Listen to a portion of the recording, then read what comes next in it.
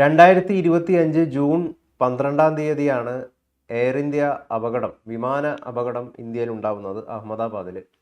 അതിനെ ചുറ്റിപ്പറ്റി എന്താണ് പിന്നിലുള്ള കാരണം എന്നതിന് ഇപ്പോഴും കൃത്യമായിട്ടുള്ള സൂചനകളൊന്നും ലഭിച്ചിട്ടില്ല.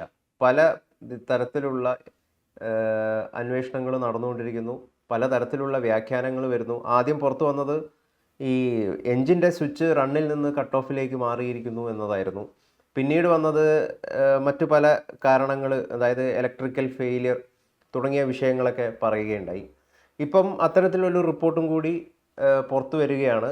അതായത് അമേരിക്കയ്ക്ക് അത്തരത്തിലുള്ളൊരു റിപ്പോർട്ട് സമർപ്പിച്ചിരിക്കുന്നു എന്നാണ് നമുക്ക് അറിയാൻ കഴിയുന്നത്. എന്താണ് ഈ പുതിയ അന്വേഷണ റിപ്പോർട്ട് സൂചിപ്പിക്കുന്നത്?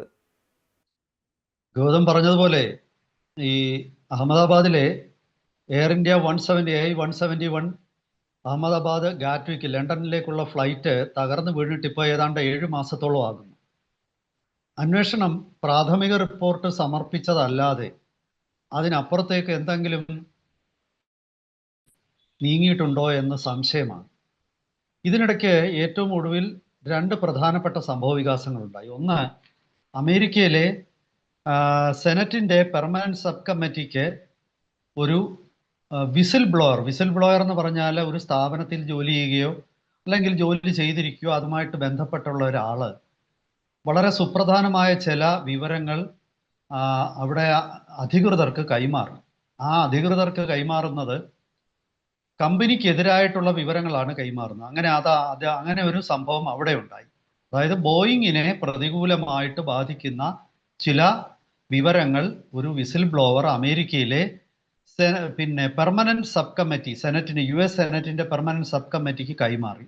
ഇത് ഒരു പ്രധാനപ്പെട്ട സംഭവ വികാസമാണ് ഇപ്പോൾ ഉണ്ടായിരിക്കുന്നത്.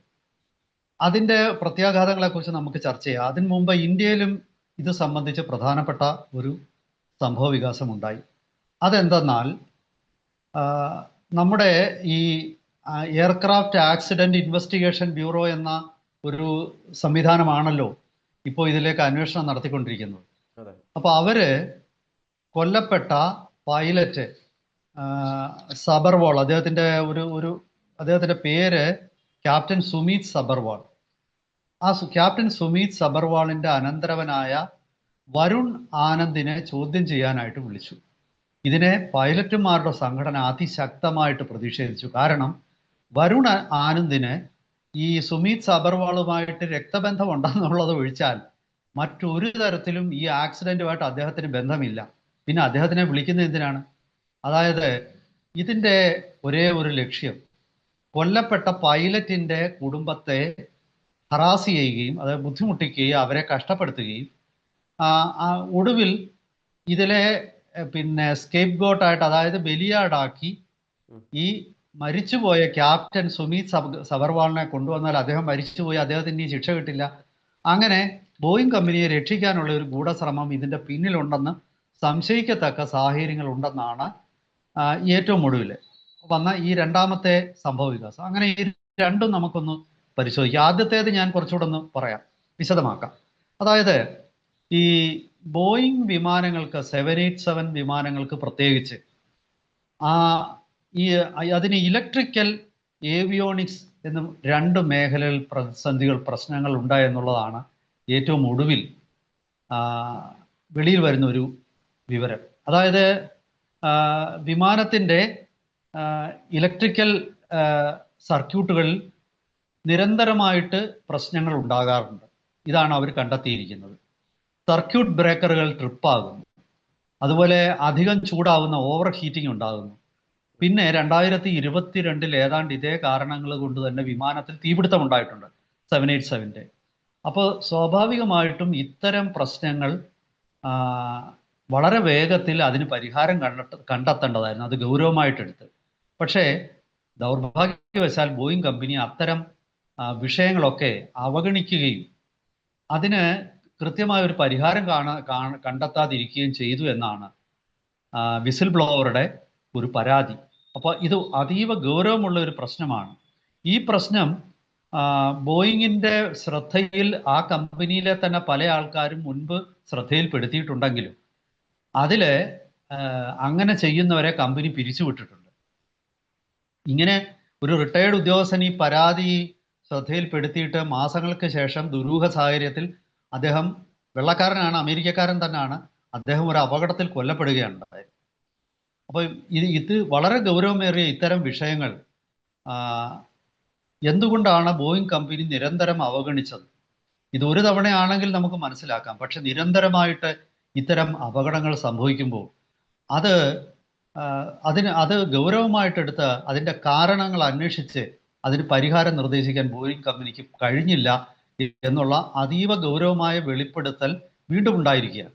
അതായത് പിന്നെ അവിടെ നമ്മൾ ശ്രദ്ധിക്കേണ്ട ഒരു കാര്യം, ഈ വിമാനാപകടങ്ങളിലൊക്കെ തന്നെ അന്വേഷണം നടക്കുമ്പോൾ അത് ആദ്യം വളരെ ഗൗരവമായിട്ടെടുക്കും. കാരണം ആദ്യം പൊതുജന ശ്രദ്ധയിൽ അതുണ്ട്, പിന്നീട് അത് പതുക്കെ അതിൻ്റെ ആ ഒരു ഗൗരവം മാഞ്ഞു പോകുന്നു, പിന്നെ അത് വിസ്മൃതിയിലേക്ക് പോകുന്നു.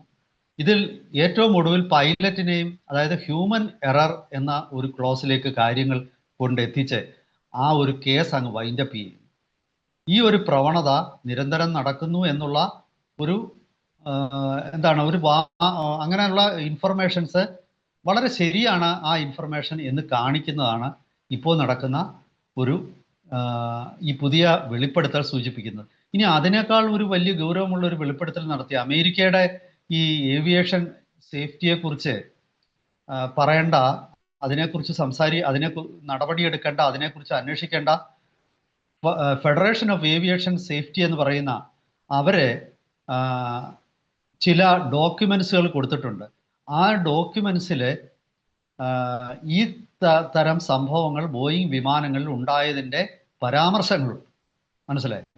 ഫെഡറേഷൻ ഓഫ് ഏവിയേഷൻ സേഫ്റ്റി കൊടുത്ത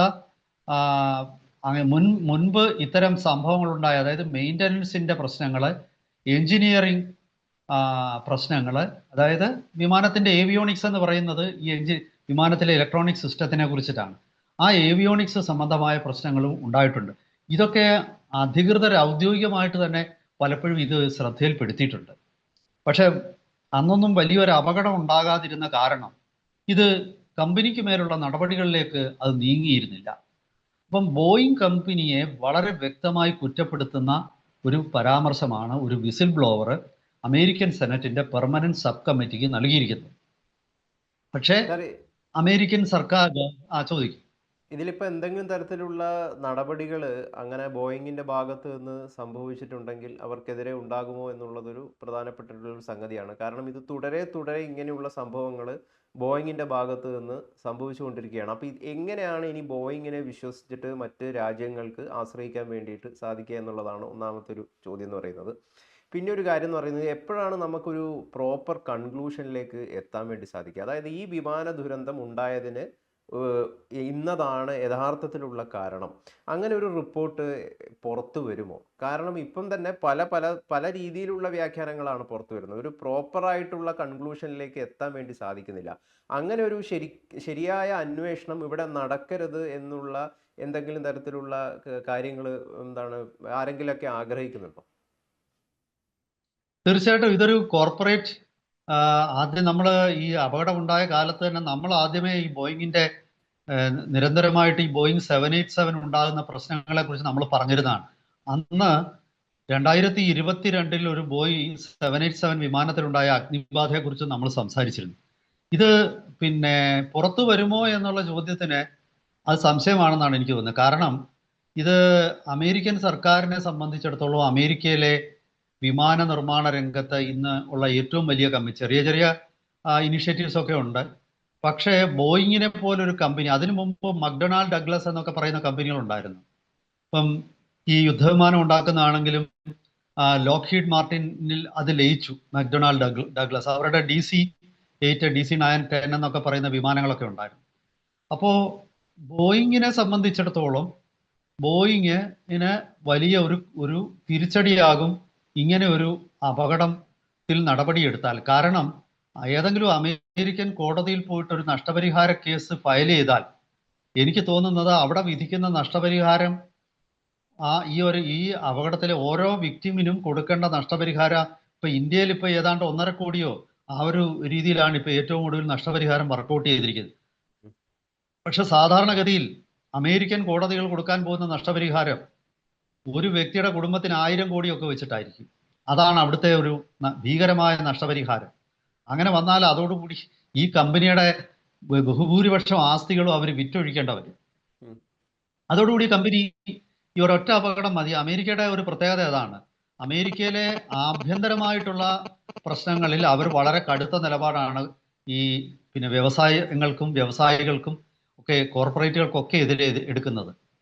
അവിടെ ഒറ്റ കേസിൽ തന്നെ പാപ്പരായി പോകുന്ന ഇപ്പൊ ബ്രിട്ടീഷ് പെട്രോളിയത്തിനെതിരെ ഈ എണ്ണ പിന്നെ നോർത്ത് സീയിൽ എണ്ണ സ്പിൽ ഓവർ വന്നു, ഈ എണ്ണ പര്യവേഷണം നടത്തുമ്പോൾ.